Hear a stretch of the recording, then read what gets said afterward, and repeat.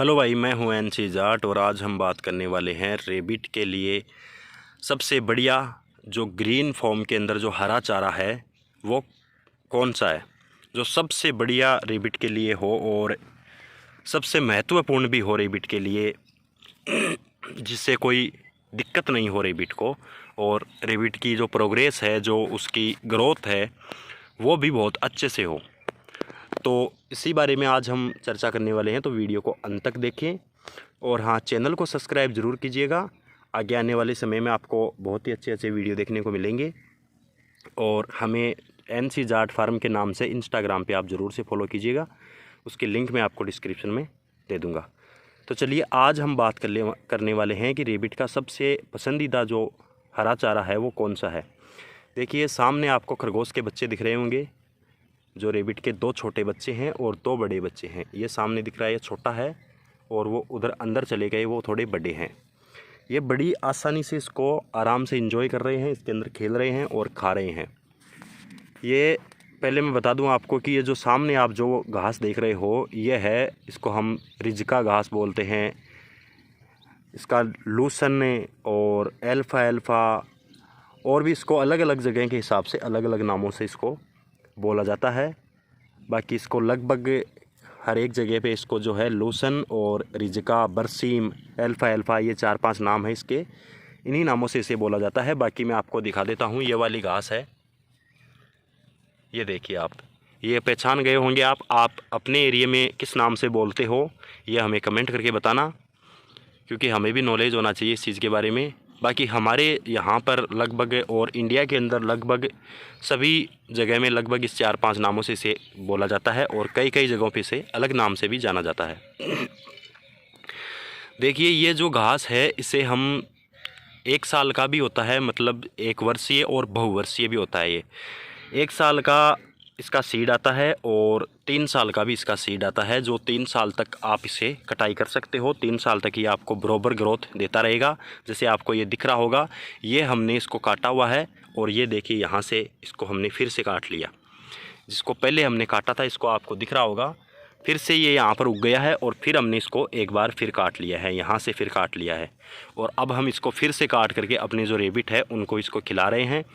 इससे रेबिट की बहुत ही अच्छी ग्रोथ होती है और बहुत ही अच्छी चीज़ है ये रेबिट के लिए। काफ़ी लोगों का क्वेश्चन रहता है कि हम अपने रेबिट को क्या खिलाएं, तो मैं बता देता हूँ कि आपको ये वाली जो है घास, या आप रेबिट को अपने को फुल दे सकते हो। फुल, कोई दिक्कत नहीं है इसके अंदर। जितना आपका रेबिट खा सके उतनी आप ये खिला सकते हो, कोई प्रॉब्लम नहीं होगी अपने रेबिट को।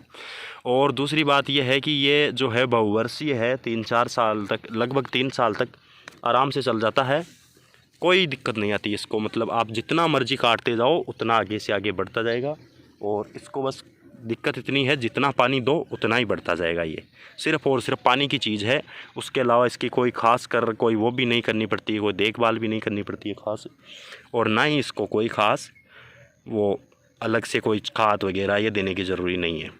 इसको लगभग दीपावली के समथिंग इसको बोया जाता है। आप मान के चलो नवंबर शुरुआत के अंदर, उस टाइम पे ये सबसे अच्छा जो है वो ग्रो होता है।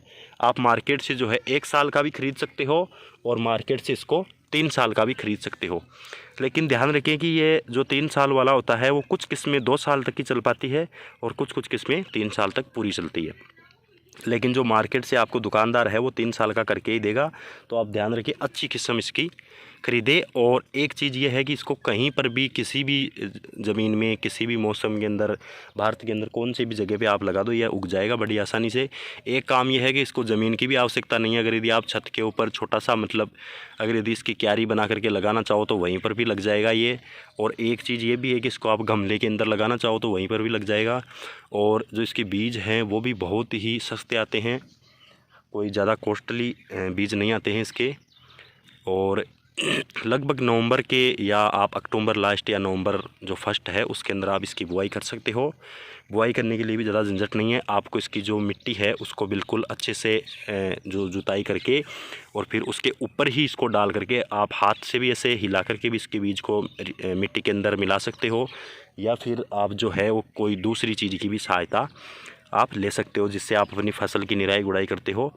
उस चीज़ से भी आपके जो घर पे आपने जो गार्डनिंग कर रखी है उसकी निराई गुड़ाई करते हो, वो वाली चीज़ आप इसके लिए यूज़ ले सकते हो। बाकी अपने रेबिट के लिए सबसे बेस्ट है, रेबिट हो चाहे आपका ये गिनी पिग हो या आपने हैमस्टर पाल रखे हो, पैरेट हो जैसे बजरी पैरेट को, इनको ये हम डालते हैं, हम अपने फार्म पे भी डालते हैं इन सभी चीज़ों को।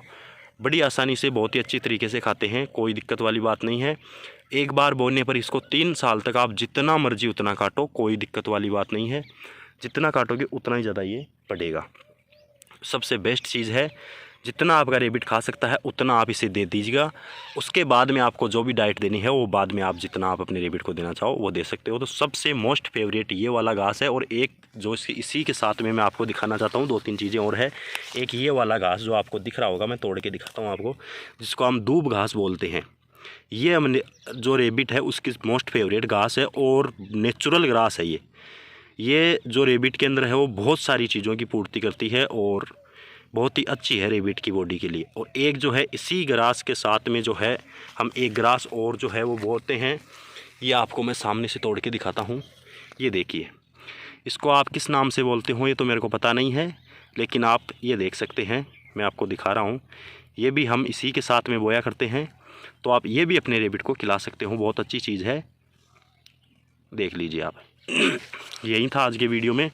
उम्मीद करता हूँ आपको वीडियो पसंद आया होगा। वीडियो को लाइक करें और चैनल को सब्सक्राइब करें। धन्यवाद।